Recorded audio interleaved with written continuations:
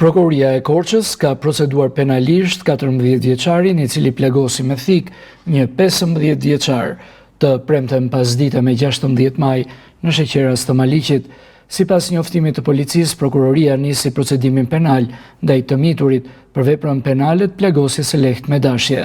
Në vijim të informacionit paraprak të dhënë, ku në fshatin Sheqeras Maliq mbeti i dëmtuar me mjet prerës stik një 15 vjeçar jashtë rrezikut për jetën, specialistët për hetimin e krimeve në komisariatin e policisë në Maliq referuan materialet në prokurori ku filloi procedimi penal për një 14 vjeçar për veprën penale të plegosjes lehtë me dashje, thuhet në njoftimin zyrtar.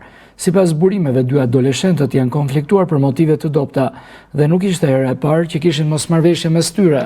14 vjeçari ka deklaruar se i plegosuri e ngacmonte her pas here me fjalë, çka ka çuar në përshkallëzim të situatës.